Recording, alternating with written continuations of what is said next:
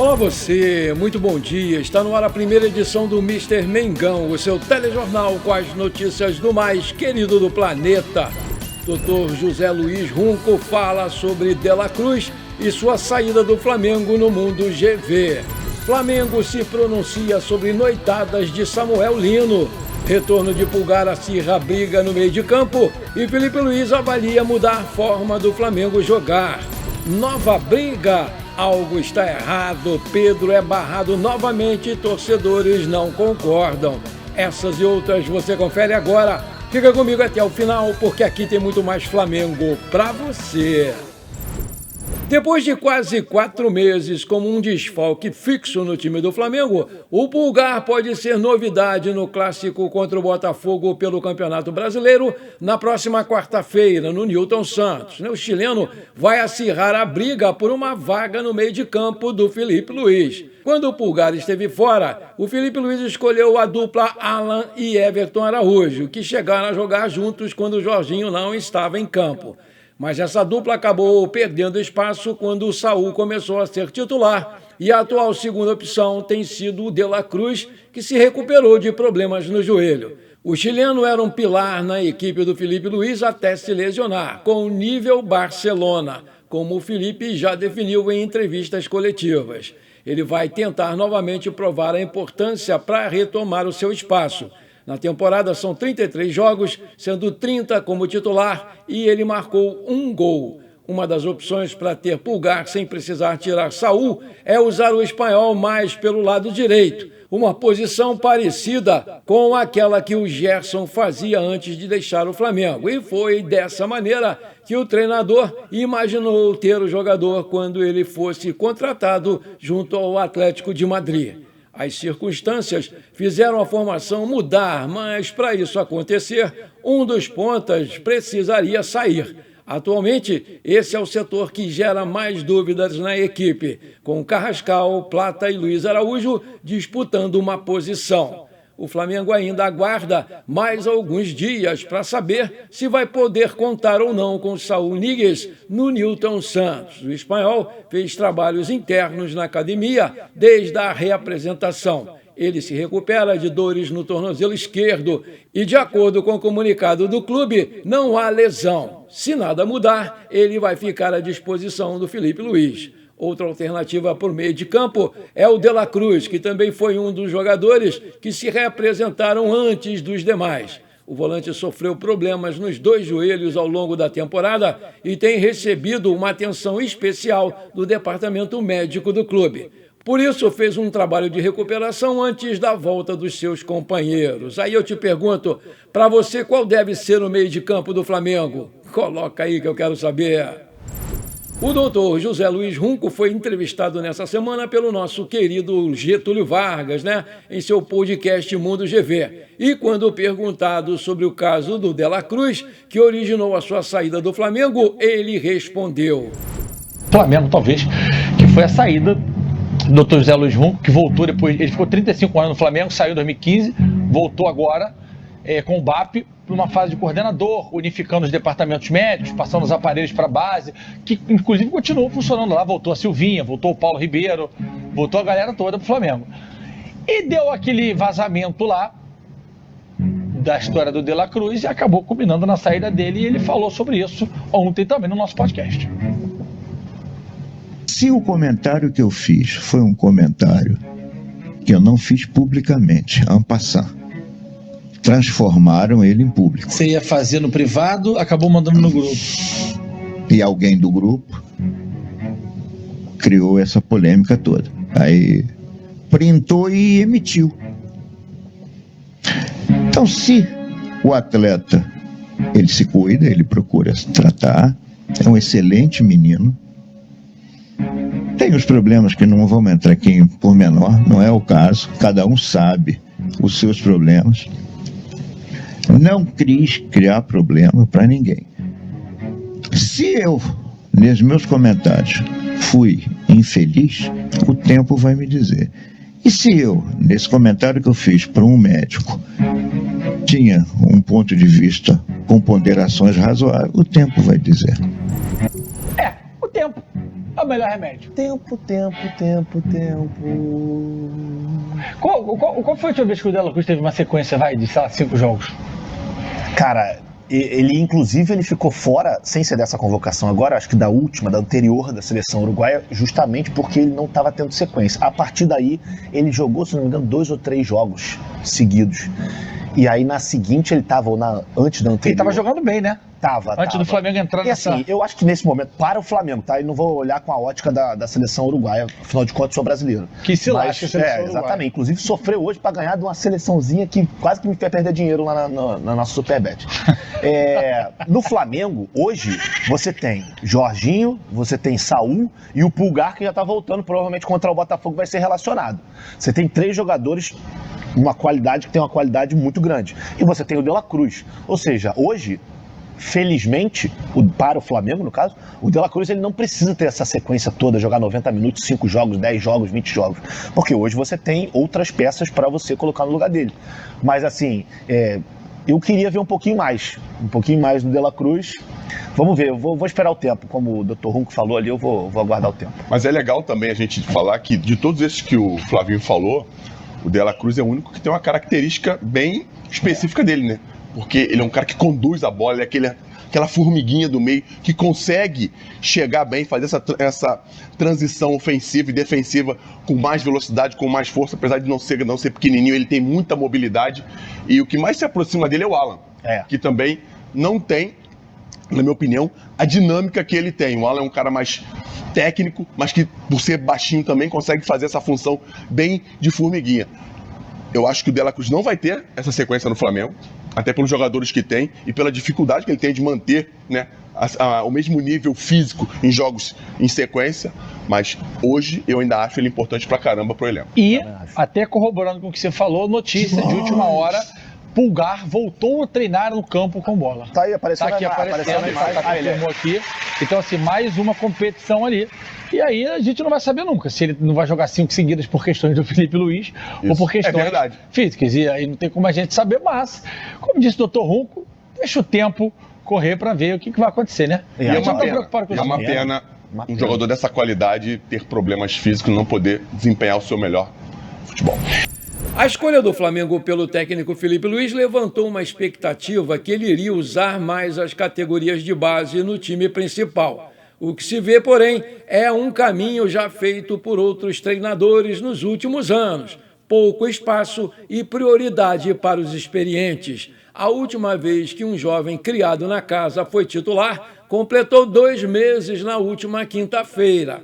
A última escalação com o jogador da base começando foi contra o Mirassol no dia 9 de agosto, quando o Everton Araújo iniciou a partida. Naquele momento, o jovem engatava uma sequência de 4 partidas consecutivas como titular. Depois ele perdeu o espaço. Nos 12 jogos seguintes, ele entrou 7 minutos em um e 13 minutos no outro. Ele foi relacionado e ficou no banco de reservas em outras 10 oportunidades. Antes da partida contra o Bahia, o Flamengo chegou a 5 jogos seguidos sem sequer utilizar um jogador da base, né? A última vez havia sido contra o Juventude, quando o Wallace entrou na vaga do Arrascaeta naquele intervalo do jogo. Um levantamento feito pelo GE, em maio, mostrou que o Felipe Luiz havia utilizado 14 garotos da base desde que ele assumiu a equipe principal. Esse número aumentou para 15, com uma partida feita pelo Vitor Hugo antes de ser novamente emprestado. Wesley fez 41 jogos, Everton Araújo 38 jogos, Wallace 24 jogos, Matheus Gonçalves 22 jogos, Matheus Cunha, João Vitor e Cleiton 6 jogos, Lohan 4 jogos, Guilherme 3 jogos, Chola e Daniel Salles 2 jogos, Pablo, Lúcio, Joshua, João Alves e Vitor Hugo 1 jogo. O Felipe Luiz se igualou ao Abel Braga, se tornando o terceiro que mais utilizou a base desde 2019. Rogério Ceni lidera a lista com 19 e o Dorival Júnior aparece em seguida com 16 garotos. Com as semifinais da Libertadores se aproximando, o Flamengo recebeu uma notícia que pode ser interessante e uma mudança pode acontecer porque a grande decisão estava prevista para ser em Lima, lá no Peru, mas por conta de tensões políticas, a Conmebol está hesitante em manter o país como a sede para a final. No Peru, a ex-presidente Dina Boluarte foi tirada do seu cargo, o que provocou uma grande instabilidade no país. E, sendo assim, a Conmebol estuda levar o jogo para Assunção, no Paraguai. O estádio Newton Santos é o alçapão para os botafoguenses, mas os rivais costumam brincar que é a casa do enxinão, por conta dos públicos abaixo da média no local, e para não passar uma vergonha ainda maior, o Textor apelou de vez. Ele mandou vender ingressos para os sócios com direito a 2 acompanhantes gratuitamente para o jogo contra o Flamengo na próxima quarta-feira. As vendas online começaram nessa sexta e, de acordo com o clube, não vai haver venda para o público em geral. Ou seja, a ideia é comercializar todos os ingressos com os sócios e os seus respectivos acompanhantes. Contra o Bahia, na 26ª rodada da competição, o Botafogo levou pouco mais de 8 mil torcedores ao Engenhão. O técnico Rogério Ceni chegou a ironizar, chamando de campo neutro. Antes, diante do Atlético Mineiro, foram 9.900 torcedores que marcaram presença.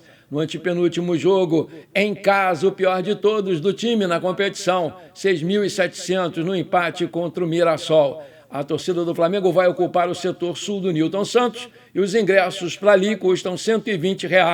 O modo para a nação do Flamengo adquirir as entradas ainda não foi divulgado pelo Botafogo e nem pelo próprio Flamengo, que tem como costume comprar toda a carga para as partidas fora de casa e revendê-las posteriormente para os seus sócios e torcedores.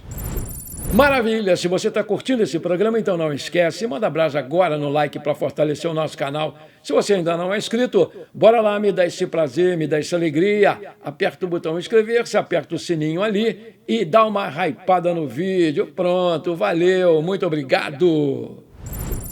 O Flamengo se pronunciou de forma indireta sobre os rumores envolvendo o atacante Samuel Lino em supostas sequências de noitadas. Fontes ligadas ao clube classificaram as acusações como infundadas e criticaram a disseminação de informações sem qualquer tipo de comprovação. Segundo a apuração do jornalista Pablo Rafael, o posicionamento interno do Flamengo foi claro. Aspas, o clube não vai ficar toda hora desmentindo fake news. No mundo de hoje, não tem como alguém estar circulando assim e não existir uma foto ou sequer um vídeo. O jornalista que falou isso não tem embasamento para sustentar o que disse. As fontes também destacaram que durante os períodos de folga, os jogadores têm direito sim à sua vida pessoal, desde que respeitem os compromissos de treinamentos e concentração. A assessoria do jogador, até o momento, não se manifestou oficialmente sobre esse assunto. Os rumores começaram após um jornalista afirmar que membros de uma torcida organizada do Flamengo teriam procurado Samuel Lino para cobrar mais foco e comprometimento na reta final da temporada. A principal orientação seria para que o atleta evitasse festas e aparições públicas em baladas noturnas. O apelo acontece em meio a um período de jogos decisivos. O Flamengo enfrenta uma sequência pesadíssima de jogos contra Botafogo, Palmeiras, Racing e Fortaleza, divididos entre o Campeonato Brasileiro e a Copa Libertadores. O clube segue disputando ponto a ponto a liderança do Nacional e busca uma vaga na grande final continental. E para isso vai precisar contar com todo o seu elenco focado e bem fisicamente. Além do Samuel Lino, Gonzalo Plata e Jorge Carrascal, também foram citados pelos integrantes da organizada como alvos de observação por conta de supostas saídas da concentração. Nenhuma dessas informações, contudo, foi confirmada. Nova briga. Alguma coisa está acontecendo, O Pedro é barrado novamente e a torcida começa a questionar o Felipe Luiz. Não é novidade para ninguém que um dos principais assuntos dentro do Flamengo em 2025 foi a grande polêmica entre o técnico Felipe Luiz e o nosso artilheiro Pedro. Após um aparente acerto, Pedro voltou com tudo e a fazer gols, recuperando o seu faro de artilheiro. Mas voltou a oscilar e perdeu espaço de novo com o técnico. De acordo com informações do portal O Dia, o Pedro está perdendo moral com Felipe Luiz e voltou a ser reserva em alguns jogos e parece que vai ser por outros jogos. Jogando como referência no ataque, o Felipe Luiz já usou o Gonzalo Plata como uma espécie de falso 9. Usou também o Bruno Henrique fazendo o mesmo papel. E eles não se deram bem, pois não fizeram nenhum gol. E o próprio Pedro, que é o centroavante de origem, também andou jogando aí nessas partidas. Nos bastidores comenta-se que a relação dos dois é puramente profissional e que o Pedro não está nada satisfeito com essa situação de reserva, é claro, porque ainda mantém a esperança de ser convocado para a seleção brasileira na disputa da Copa do Mundo de 2026. E sem minutagens, isso vai ser muito pouco provável que aconteça. A torcida do Mengão não entende essa barração do seu camisa 9, que nessa temporada é o segundo artilheiro da equipe, atrás apenas do Arrascaeta, e vem cobrando com muita intensidade uma mudança de postura do técnico Felipe Luiz, que prefere usar falsos 9 a ter o segundo maior artilheiro da temporada em campo, alegando que o Pedro é mais lento para fazer a marcação alta, mas depois da sua nova barração, o Flamengo dispensou no quesito gols marcados. E se essa situação não mudar, o Pedro, de 28 anos, que tem contrato até o final de 2027 com o Flamengo, já confidenciou a amigos que o melhor para sua carreira é sair mesmo e respirar novos ares. Aí eu te pergunto, você concorda com a postura do Felipe Luiz em barrar toda hora o Pedro para improvisar falsos 9? Coloca aí que eu quero saber. Bom, por enquanto foi isso. Eu espero que você tenha gostado desse nosso programa. Muito obrigado por você ter ficado comigo até aqui. Não esqueça de deixar aquele like maneiro e de hypar o vídeo, porque isso é muito importante para o nosso crescimento. Um forte abraço e bora ser feliz. Pra cima deles, Mengão!